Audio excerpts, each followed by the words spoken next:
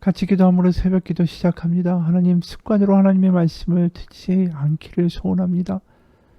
하나님의 말씀 단 한 단어라도 우리의 심령 가운데 와닿고 깨달아지고 그 말씀의 무게가 우리의 심령을 짓누르는 역사가 있게 하여 주옵소서. 말씀이 얼마나 대단한 것인지, 또 말씀 가운데 들려질 때 우리의 삶이 얼마나 놀랍게 변화될 수 있는 것인지 우리가 간증하는 삶이 되게 하여 주옵소서. 예수님 이름 받들어 기도합니다. 아멘. 오늘은 역대하 29장 20절에서 36절까지의 말씀입니다. 역대하 29장 20절에서 36절까지의 말씀입니다. 히스기야 왕이 일찍 일어나 성읍의 귀인들을 모아 여호와의 전에 올라가서 수송아지 7마리와 순양 7마리와 어린 양 7마리와 순염소 7마리를 끌어다가 나라와 성소와 유다를 위하여 속죄 제물로 삼고 아론의 자손 제사장들을 명령하여 여호와의 제단에 드리게 하니 이에 숫소를 잡음에 제사장들이 그 피를 받아 제단에 뿌리고 또 순양들을 잡음에 그 피를 제단에 뿌리고 또 어린 양들을 잡음에 그 피를 제단에 뿌리고 이에 속죄 제물로 드릴 순염소들을 왕과 회중 앞으로 끌어오매 그들이 그 위에 안수하고 제사장들이 잡아 그 피를 속죄 제물로 삼아 제단에 드려 온 이스라엘을 위하여 속죄하니 이는 왕이 명령하여 온 이스라엘을 위하여 번제와 속죄제를 드리게 하였음이더라. 왕이 레위 사람들을 여호와의 전에 두어서 다윗과 왕의 선견자 갓과 선지자 나단이 명령한 대로 재근과 비파와 수금을 잡게 하니 이는 여호와께서 그의 선지자들로 이렇게 명령하셨습니다. 레위 사람은 다윗의 악기를 잡고 제사장은 나팔을 잡고 섬에 히스기야가 명령하여 번제를 제단에 드릴세 번제 드리기를 시작하는 동시에 여호와의 시로 노래하고 나팔을 불며 이스라엘 왕 다윗의 악기를 울리고 온 회중이 경배하며 노래하는 자들은 노래하고 나팔 부는 자들은 나팔을 불어 번제를 마치기까지 이르니라. 제사 드리기를 마침에 왕과 그와 함께 있는 자들이 다 엎드려 경배하니라. 히스기야 왕이 귀인들과 더불어 레위 사람들을 명령하여 다윗과 선견자 아삽의 시로 여호와를 찬송하게 하매 그들이 즐거움으로 찬송하고 몸을 굽혀 예배하니라. 이에 히스기야가 말하이르되 너희가 이제 스스로 몸을 깨끗하게 하여 여호와께 드렸으니 마땅히 나와 제물과 감사 제물을 여호와의 전으로 가져오라 하니 회중이 제물과 감사 제물을 가져오되 무릇 마음에 원하는 자는 또한 번제물도 가져오니 회중이 가져온 번제물의 수요는 숫소가 70마리요 순양이 100마리요 어린 양이 200마리이니 이는 다 여호와께 번제물로 드리는 것이며 또 구별하여 드린 소가 600마리요 양이 3000마리라.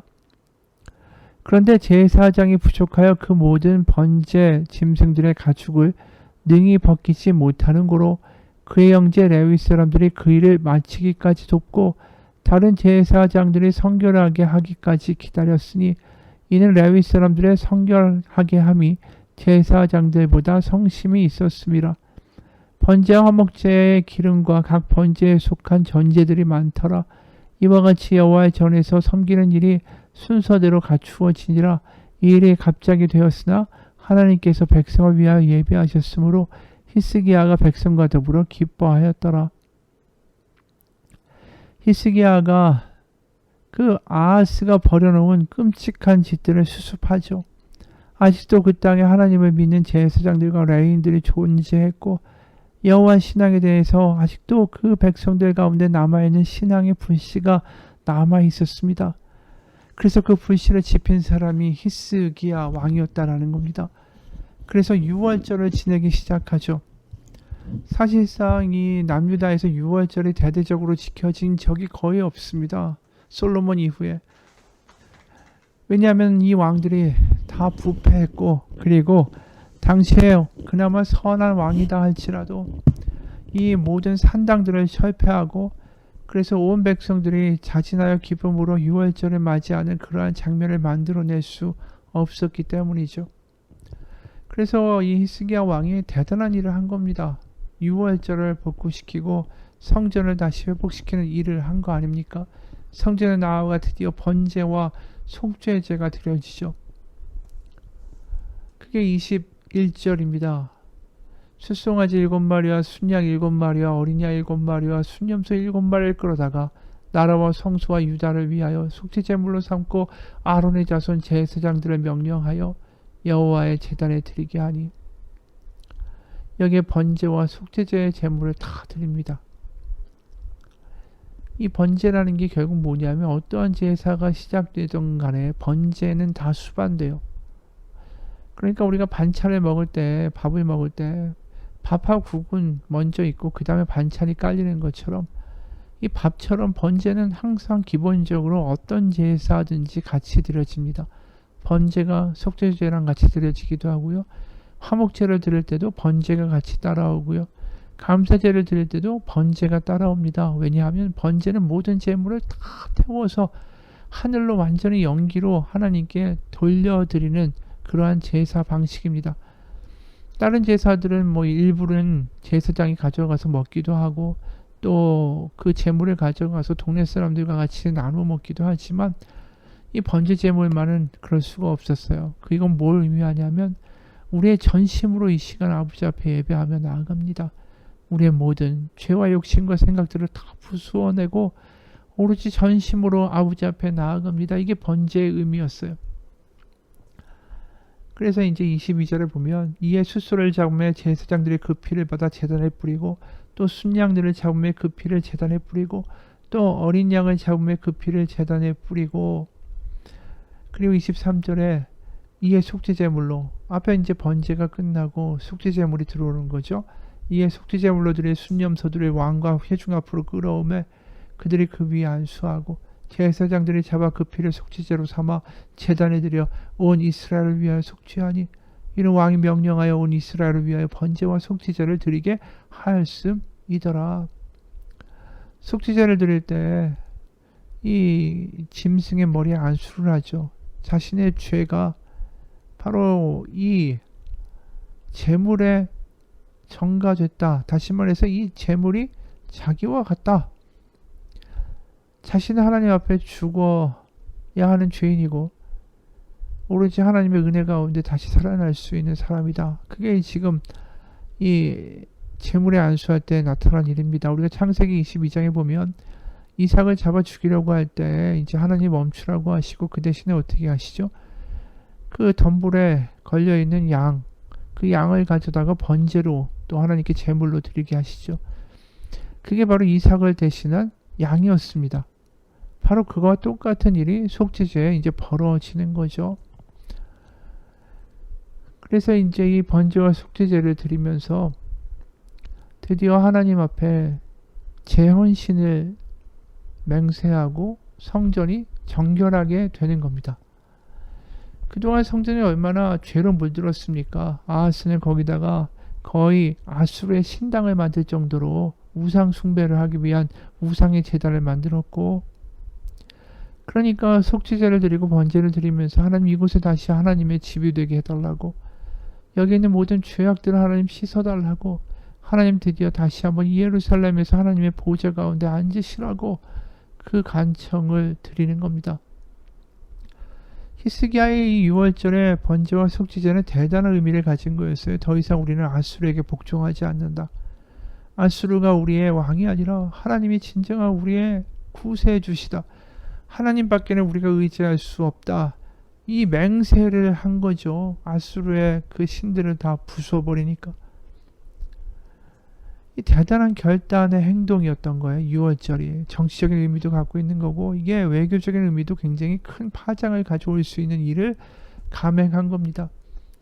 그런데 이 왕만 이렇게 하는 게 아니라 왕이 이렇게 할 때 온 회중과 백성이 하나님께 같이 나아가는 장면이 펼쳐집니다. 25절 왕이 레위 사람들을 여호와의 전에 두어서 다윗과 왕의 선견자 갓과 선지자 나단이 명령한 대로 재금과 비파 수금을 잡게 하니, 이들이 노래를 하죠. 시편의 노래를 하고 나팔을 붑니다. 그랬더니 28절에 온 회중이 경배하며 노래하는 자들은 노래하고 나팔 부는 자들은 나팔을 불어 번제를 마치기까지 이르니라. 제사 드리기를 마침에 왕과 그와 함께 있는 자들이 다 엎드려 경배하니라. 그들이 얼마나 감동에 차 있으면 이들이 다 번제와 속죄제가 마친 이후에도 찬양을 멈추지 않습니다. 30절 히스기야 왕이 귀인들과 더불어 레위 사람들을 명령하여 다윗과 선견자 아삽의 시로 여호와를 찬송하게 하며 그들이 즐거움으로 찬송하고 몸을 굽혀 예배하니라. 이게 얼마나 뜨거운 예배의 장면이고 결단의 장면입니까?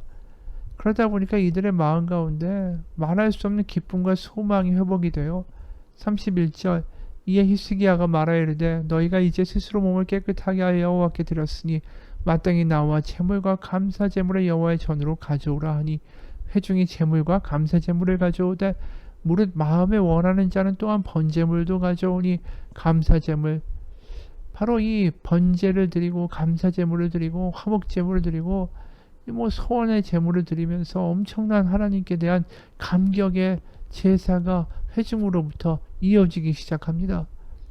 그게 32절이에요.